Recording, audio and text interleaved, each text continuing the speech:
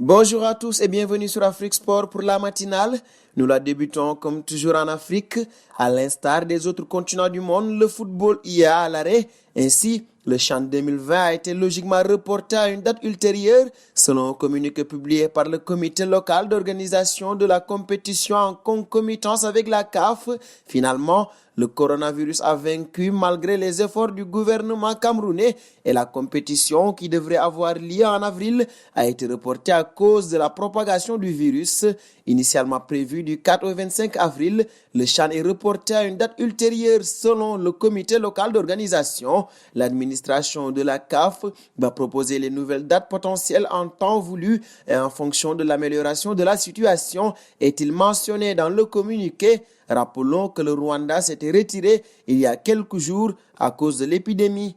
Autre conséquence de la propagation du coronavirus, la Tunisie arrête son championnat. C'était inéluctable. Après le Maroc, l'Égypte, l'Algérie et la Libye, la fédération tunisienne a également annoncé qu'elle suspend toutes ses compétitions en raison de la pandémie de coronavirus et jusqu'à nouvel ordre. Après les huitièmes de finale de la Coupe nationale disputée ce week-end, il faudra donc se montrer patient avant de revoir du football en Tunisie. Le pays compte 20 cas positifs au Covid-19, mais pas de décès. À l'heure actuelle, loin du tumulte créé par le coronavirus, le dossier Houssine Benayada sème une grosse confusion. Depuis hier, une information circulait disant que le latéral droit international algérien a signé avec le club égyptien du Zamalek. Le média égyptien Zamalek TV a nié l'information puisque selon un proche du joueur dont le contrat se termine en juin avec le CS Constantine, ce dernier n'a rien signé pour l'instant avec le club égyptien, mais il n'est pas contre une aventure avec l'un des plus grands clubs sur le continent africain. L'ancien joueur de l'USM Alger fait une saison remarquable avec son club, des prestations qui lui ont même ouvert les portes de l'équipe nationale. Dernier point Afrique de notre matinale et nous nous intéressons au beau geste de Sadio Mané en pleine pandémie de coronavirus.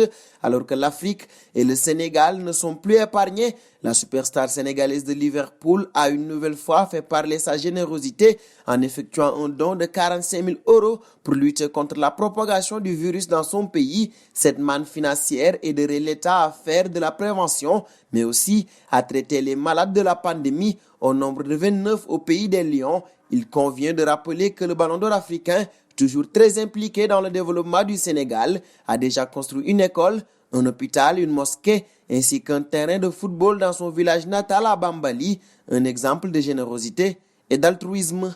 Transition vers l'Europe pour la seconde partie de notre matinale.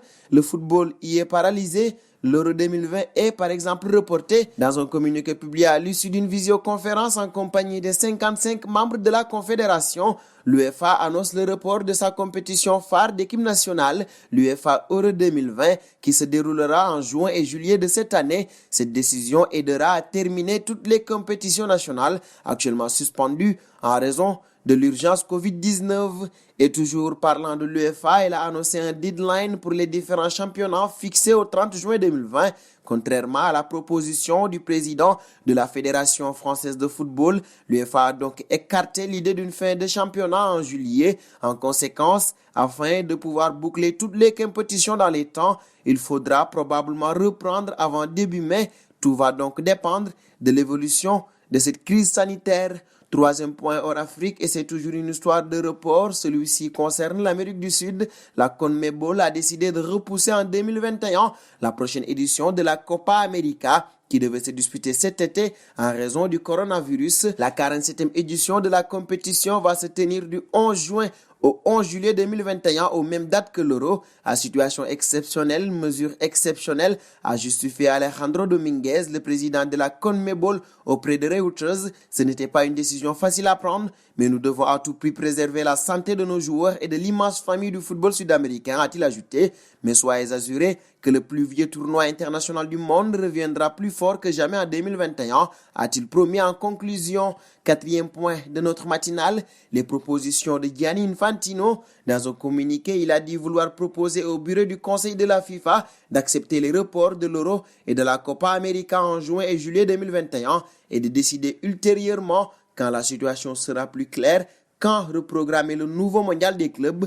Le dirigeant évoque 3 options possibles, plus tard en 2021, en 2022 ou en 2023. Face aux défis sanitaires inédits que provoque la pandémie de Covid-19, Infantino se dit aussi disposé à ce que la FIFA débloque une enveloppe de 10 millions de dollars en faveur de l'Organisation mondiale de la santé.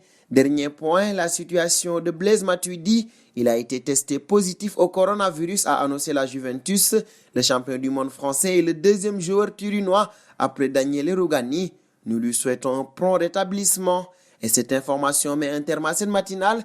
Nous vous remercions de l'avoir suivi et vous donnons rendez-vous demain sur Afrique Sport pour ne rien manquer du football mondial. Abonnez-vous sur la chaîne Afrique Sport pour de nouveaux contenus exclusifs de vos sportifs préférés. N'oubliez pas également d'activer la petite cloche pour ne rien rater.